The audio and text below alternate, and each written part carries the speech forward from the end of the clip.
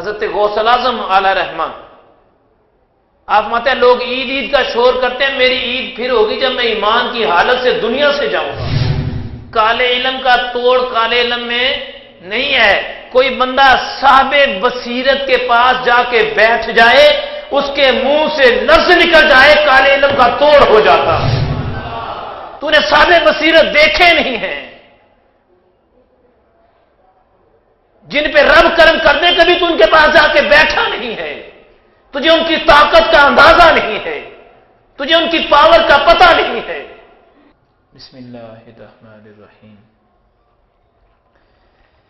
ان اللہ وملائکتہ یصلون علی النبی یا ایھا الذین آمنوا صلوا علیہ وسلموا تسلیما۔ صدق اللہ مولانا العظیم وصدق رسولہ النبی الکریم۔ الصلاۃ والسلام علیک یا رسول اللہ۔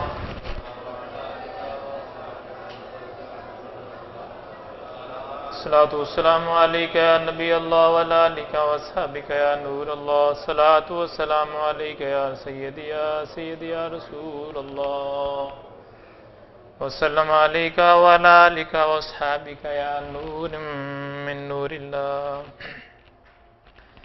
قرآن پاک کی آپ کو 22ویں پارے کے چوتھے رکوع کی ایک آیت سنائی ہے میں نے۔ اللہ رب العزت اپنی لارب کتاب کے اندر ارشاد فرماتے ہیں، ان اللہ وملائکتہ یصلون علی النبی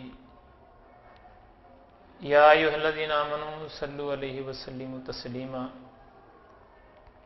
اللہ اور اس کے فرشتے اس کے نبی پر درود بھیجتے ہیں، یا نبی علیہ السلام پر درود بھیجتے ہیں۔ اے ایمان والو تم بھی اس نبی پر درود و سلام بھیجا کرو۔ آج کی قرآن پاک کی آیت کا ترجمہ یہ ہے، میری طرف سے آپ سبھی کو ربیع الاول کی مبارک ہو۔ یہ وہ مہینہ آیا ہے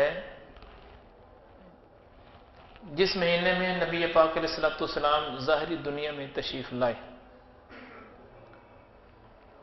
اور اسے یہ بھی کہا جاتا ہے کہ نبی پاک علیہ السلام کے میلاد کا مہینہ ہے۔ آقا کریم صلی اللہ تعالی علیہ وسلم کی آمد کا مہینہ ہے۔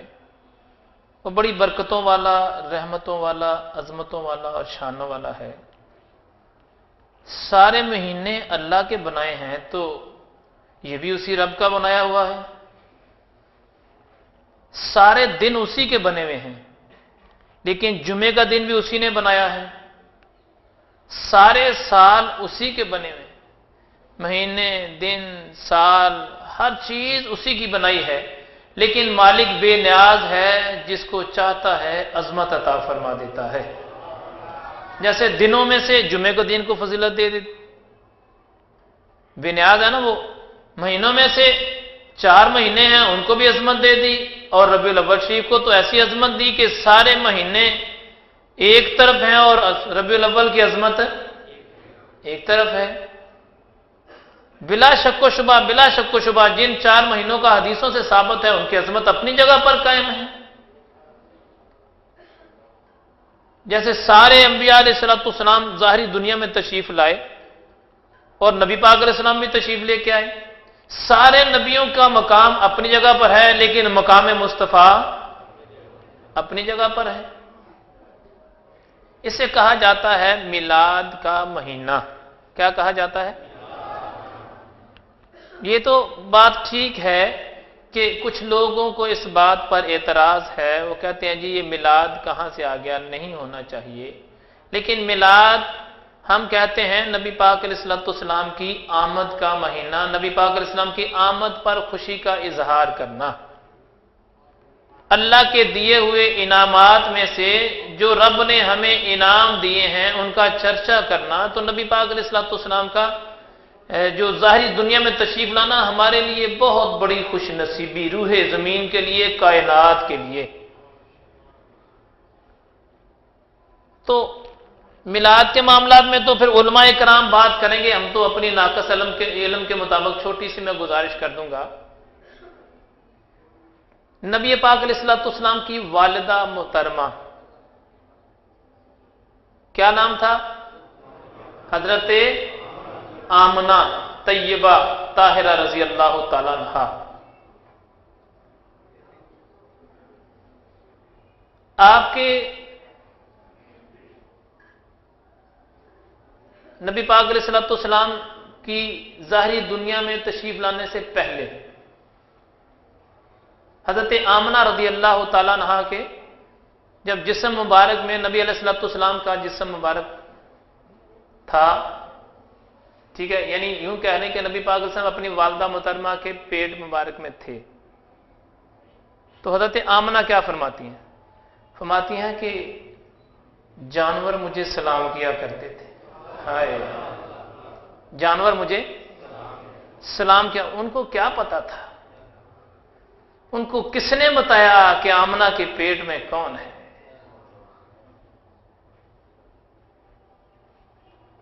آپ فرماتے ہیں کہ جب میں درختوں کے پاس سے گزرتی تھی تو درخت جھک جایا کرتے تھے، اللہ۔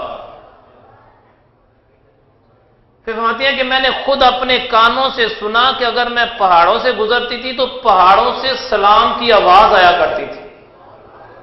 یہ کس وقت کی بات ہے؟ جب نبی علیہ السلام ابھی تشریف لائے نہیں تھے، ابھی اس وقت کی بات ہو رہی ہے نا۔ اس سے پہلے انبیاء علیہ السلام بھی پیغام دیتے رہے، ہر نبی نے کہا ہمارے بعد نبی آئیں گے۔ بارگاہ آمنہ وہ ماں جو طیبہ طاہرہ رضی اللہ تعالیٰ عنہا، جو امن والی جو ماں ہے، وہ فرماتی ہیں کہ مجھے وہ پرندے، وہ شجر، وہ حجر، وہ پتھر مجھے سلام کیا کرتے تھے اگر میں ان کے پاس سے گزر جایا کرتی تھی۔ اب سوچنے والی بات یہ ہے بھائی، اللہ اگر محبت دے دے تو پتھروں کو بھی دے دے، ہیں؟ اللہ اگر محبت دے دے تو کس کو؟ پتھروں کو بھی دے دے، اگر نہ دے تو منبر پہ بیٹھنے والے کو نہ دے۔ یہ اس کی بے نیازی ہے۔ اور نبی پاک علیہ السلام سے صحابی نے پوچھا، یا رسول اللہ صلی اللہ علیہ وسلم قیامت کب آئے گی؟ کس نے پوچھا؟ نبی۔ اور وہ صحابی جو نماز روزے کے پابند، شریعت کے عین مطابق چلنے والے، سنت مطہرہ سے ذرا بھی ادھر ادھر نہیں ہونے والے، عرض کی یا رسول اللہ صلی اللہ علیہ وسلم قیامت کب آئے گی؟ میرے مصطفیٰ کریم علیہ السلام نے ارشاد فرمایا کہ تو نے قیامت کے لیے کیا کیا ہے؟ کچھ جمع کیا ہے؟ کیا کہنے لگے؟ سنیے گا غور سے۔ عرض کرنے لگے یا رسول اللہ صلی اللہ علیہ وسلم نہ تو میرے پاس نمازیں ہیں، نہ پھر میرے پاس روزے ہیں، میرے پاس تو کوئی عبادت بھی نہیں ہے۔ یا رسول اللہ صلی اللہ علیہ وسلم بس اتنا مجھے پتا ہے کہ میری نسبت آپ سے ہے، میں آپ سے محبت کرتا ہوں، میرے پاس محبت رسول ہے۔ نبی علیہ السلام نے ارشاد فرمایا جو جس سے محبت کرے گا قیامت والے دن اسی کے ساتھ اٹھایا جائے گا۔ اس سے ایک نقطہ نظر آتا ہے، اللہ اکبر۔ اس سے جو نقطہ میں نے آپ کو بتانا ہے نا وہ یہ ہے، آپ بتائیں کیا وہ صحابی کوئی بے نمازی تھے معاذ اللہ، جنہوں نے واضح کہہ دیا یا رسول اللہ نہ تو میرے پاس نمازیں ہیں نہ میرے پاس روزے ہیں؟ کیا وہ روزہ نہیں رکھتے تھے؟ بھائی جن کی جنت کی تصدیق میرے مصطفیٰ کریم علیہ السلام کرتے وہ بے نمازی تو نہیں ہو سکتا۔ نبی علیہ السلام کی شان تو بڑی اعلیٰ ہے، جس کی گواہی میرے علی حجویری دے دے وہ بے نمازی نہیں ہو سکتا۔